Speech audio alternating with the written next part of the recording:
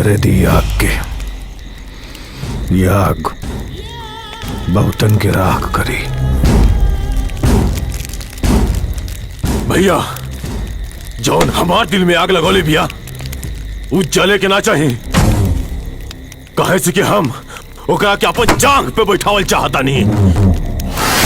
जांग पे बैठावे से पहले दुश्मन के जांग काटल जरूरी बा,